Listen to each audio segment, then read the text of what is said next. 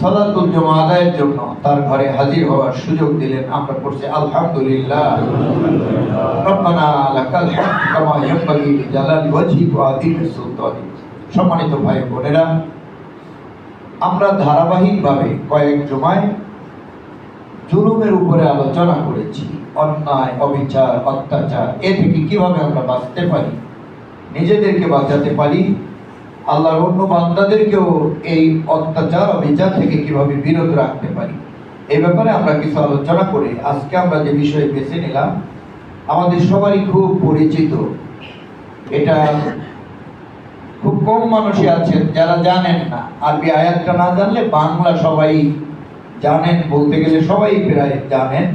সূরা যারিয়াতের 56 নম্বর আয়াত, ওমা খালাকতুল জিন্না ওয়াল ইনসা ইল্লা লিয়াবুদুন। আল্লাহ তাআলার ঘোষণা অত্যাচার এ থেকে কিভাবে আমরা বাঁচতে পারি, নিজেদেরকে বাঁচাতে পারি, আল্লাহর অন্য বান্দাদেরকেও এই অত্যাচার, অবিচার থেকে কিভাবে বিরত রাখতে পারি, এই ব্যাপারে আমরা কিছু আলোচনা করে আজকে আমরা যে বিষয় বেছে নিলাম আমাদের সবারই খুব পরিচিত।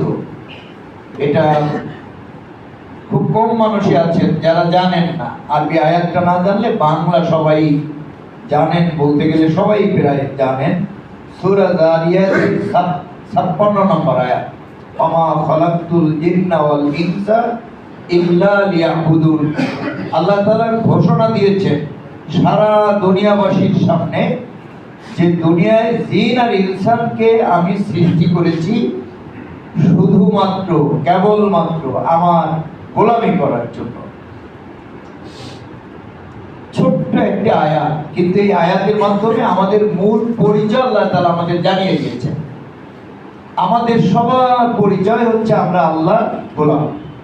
আল্লাহর ইবাদতের জন্য আমাদের পয়দা করা হয়েছে। দুনিয়ায় আগে যারা ছিলেন, কিয়ামত পর্যন্ত যারা আসবেন, আর আমরা যারা আছি, সবার জন্য আল্লাহ তাআলার একই ঘোষণা যে তোমাদেরকে শুধুই আমার গোলামের জন্য পয়দা করেছি, আমার ইবাদতের উদ্দেশ্যে তোমাদেরকে দুনিয়ায় পয়দা করলাম, সৃষ্টি করলাম। এই ইবাদতের দৃষ্টিভঙ্গি, ইবাদতের ধারণা, ইবাদতের কনসেপ্ট এটা যদি ক্লিয়ার না হয় তাহলেই আমরা ওই জুলুমের দিকে ঝুঁকে পড়ব। জুলুম থেকে বাঁচতে হলেও আমাদের ইবাদতের ধারণাটা খুব পরিষ্কার থাকতে হবে। আমরা অবশ্য দেখি অনেকের কাছেই ইবাদতের ধারণাটা মোটেই পরিষ্কার না। অনেক মুসলমান আছেন যারা ইবাদত বলতে আল্লাহ কি বুঝিয়েছেন, রাসূল ইবাদত দ্বারা কি আমাদেরকে শিখিয়েছেন, আমরা কিভাবে ইবাদত করব, এটা অনেকেই ভালোভাবে ধারণা না রাখার কারণে, না জানার কারণে ভুল করে থাকেন। এই যে ইবাদা আরবি শব্দ, আইন বা আলিফ দাল আর তা, ইবাদা, ইবাদাতুন আব্দুন শব্দ থেকে।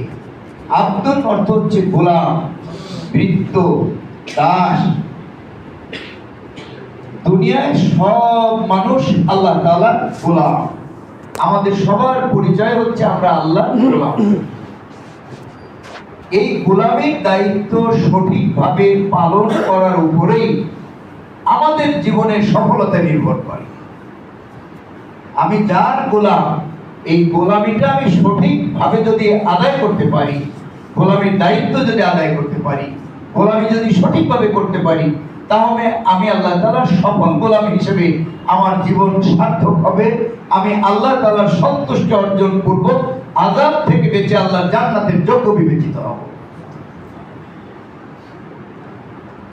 এই আব্দুল ইবাদাতুন এইটা না বুঝার কারণে আমাদের সমস্যা। অনেক মুসলমান আছে যারা মনে করে ইবাদত বলতে বোঝায় নামাজ, রোজা, হজ, যাকাত, দোয়া, দুরূদ, তাসবিহ, তাহলিল, এটা হচ্ছে ইবাদত। এটা অনেকেরই ধারণা। নিঃসন্দেহে এগুলো ইবাদত, কিন্তু শুধু নামাজ, রোজা, হজ, যাকাতই ইবাদত নয়, এটা আমাদের বুঝতে হবে। কোরআন এবং হাদিসের আলোকে আমরা দেখি একজন মানুষ তার জীবনে আল্লাহর সন্তুষ্টির জন্য আল্লাহর নির্দেশিত পন্থায়, রাসূলের প্রদর্শিত যে পদ্ধতি, এইভাবে জীবনের যত কাজ সম্পাদন করে একজন ব্যক্তি, একজন মুমিন, তার সবগুলো কাজকেই ইসলাম ইবাদত হিসেবে ঘোষণা দিয়েছে। আমাদের তো ইবাদতের জন্য পয়দা করা হয়েছে। আমরা ফুল টাইম সার্ভেন্ট, আমরা সব সময়ের জন্যই আল্লাহ তাআলার গোলাম। কোন সময় এই কথা বলার এখতিয়ার আমাদেরকে দেয়া হয় নাই, এই সুযোগ আমাদের নাই যে আমি যখন মসজিদে যাব তখন আমি আল্লাহর গোলাম। মসজিদ থেকে বের হয়ে আমার দোকানে আছি, ব্যবসা প্রতিষ্ঠানে আছি, আমার একান্ত পারিবারিক জীবনে আমি আছি, আমি আমার কর্মক্ষেত্রে অফিস আদালতে আছি, আমি তখন আল্লাহর গোলামি থেকে মুক্ত। এই কথা বলার সুযোগ কোন গোলামের নাই, কোন মানুষের নাই, কোন ইমানদারের নাই। আমরা আল্লাহ তাআলার সার্বক্ষণিক গোলাম। যতদিন আমাদের হায়াত আছে, আল্লাহর কাছে ফিরে যাওয়ার পূর্ব পর্যন্তই আমাদের গোটা জীবনকে আল্লাহর গোলামিতে কাটাতে হবে। আমার গোটা জীবনে আল্লাহর বন্দেগী, আল্লাহর ইবাদত চলবে।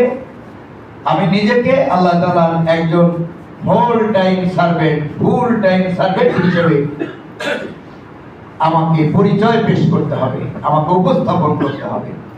আমার জীবনের একটা মুহূর্ত আল্লাহর গোলামি থেকে মুক্ত হবে না। এই দুনিয়ায় আমি যত কিছু করব, যেখানে যাব, যা করব, সব কিছু সব সময় সব জায়গায় সর্ব অবস্থায় আল্লাহর নির্দেশিত পন্থায়